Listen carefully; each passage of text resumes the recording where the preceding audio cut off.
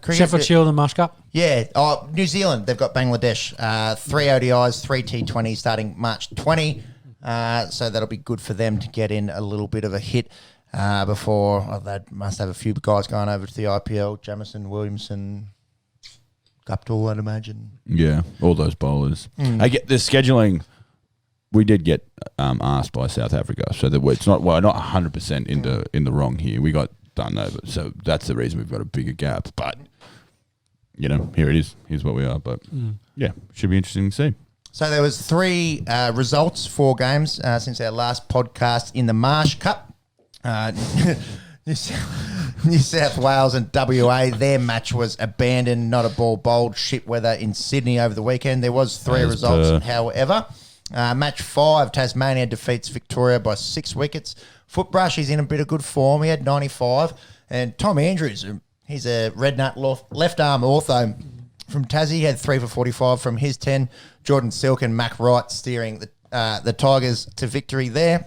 Hansom's been scoring some runs. I just wanted to say it has been. Match 6, Queensland defeat WA by 93 runs. Jack Wildermuth, 66 for the Bulls. Joel Paris, 4 for 50. Sam Whiteman, 52. And Michael Neeser, 3 for 10 from 6 overs. He's really trying to push for an Australian gig in any format. Very handy bowler.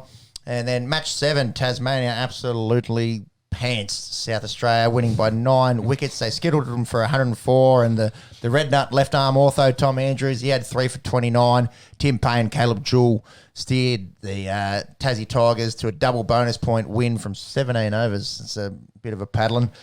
So looking at the table there, New South Wales, Tassie off to a good start. They're only playing each other once, so 15 games total in the whole Marsh Cup. I'm sure the old Mercantile Mutual ING Cups used to play each other twice. Yeah. The demise of ODI cricket, I suppose, with the advent of T20. Yes. So you can probably rule out South Australia and Victoria. There's 0 points from their first 2 and 3 games respectively.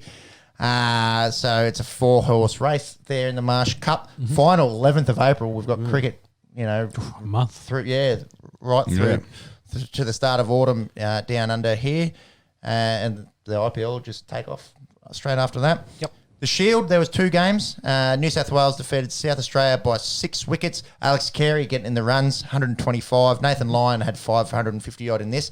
Here's the New South Wales attack in this game. Mitchell Starc, Josh Hazelwood, Sean Abbott, Nathan Lyon and Harry Conway. I've heard of those guys. And missing Cummins, by the sounds. I don't know if he's gone to India. I think he was saying on the T20 telecast that because he was in New Zealand, obviously, and he was going to head over earlier. So I don't know if he's got another game in him. Yeah. But he was heading over earlier to get used to it. Imagine a lot of those guys are heading over for IPL anyway, so it'll be interesting to see how many stay for the Shield. And then New South Wales, they declared 120 runs short of the target here, and it actually ended up paying off for them. Curtis Patterson had a ton. Good to see some runs out of him. Sean Abbott proved handy with the bat in this game, 71.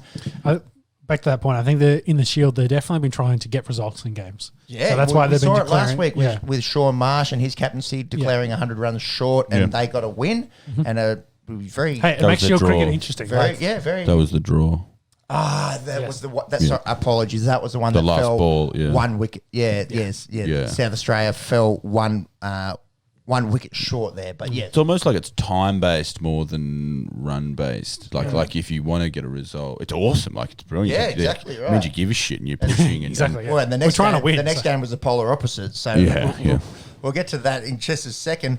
South Australia went out. They made 6 for 178 declared again, playing for a result.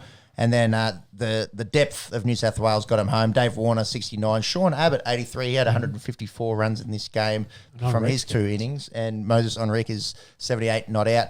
New South Wales get the biggies in this one. The next game was the complete opposite. Yeah. And I don't know, in terms of getting a result and trying to... Yeah, our boy Cam Green again. Good old Cameron. So he had 251. I think that's his highest first-class score ever. He's in impeccable form.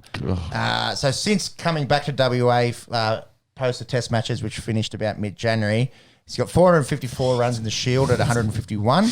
and 148 in the Marsh Cup at 74. Yeah, I was going to say, he's hit 600 runs, hasn't he, in the last couple of weeks? They're more than, and I think he's had a duck. You got a duck in there somewhere as well. So. A duck in there at some stage and a 4 maybe. So when he goes on, he goes big. Very young. Hilton Cartwright had 96. WA 5 for 458 declared. Queensland go out and make 600. Good to see Matt Renshaw, the turtle, making 139. Bryce Street, his youngster, opens the batting. One to keep an eye on. He had 117. And Manus Labuschagne, 92. 180 overs they batted for.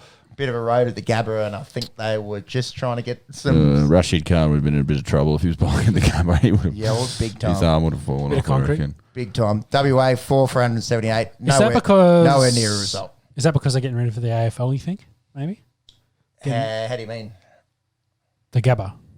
So instead of... because they got the pitch in the middle, instead of getting that ready to play the AFL on the Gabba, versus, so as in don't dry out the centre square, they're playing on a green track so they can get it ready for the first week of AFL. No, well, I think a road... I don't know. I actually don't know if they don't do drop-ins. I think the Gabba's the only one that isn't a drop-in. He's had maybe Adelaide as well, because the G is a drop-in pitch, so there's no issue there. Could be a good point there. Could be a good point. Yeah, it's interesting. We'll have to call out any greenkeepers in the comments, please. Gabba greenkeeper. Give us a ring and let us know. It's almost it's garbage, but you look. Oh, Cam Green hit a lot of runs, and Matt Renshaw back in the runs. Marnus holding his form. We're all happy with that. But God, you'd hate to be a bowler. Yeah. If it's 2 inch long grass because you're getting ready for the AFL, you're not going to get any wickets on that. Yeah, so Brisbane Lions do play there Saturday night, so maybe not. Could be a good thing. Yeah, interesting. Here we go. On the Esky is going into some horticulturism. Horticulture. That's too big a word right now after 4 beers. Speaking of the AFL, we might quickly run through the AFL. I think that finishes up cricket. Yes. Ta-da.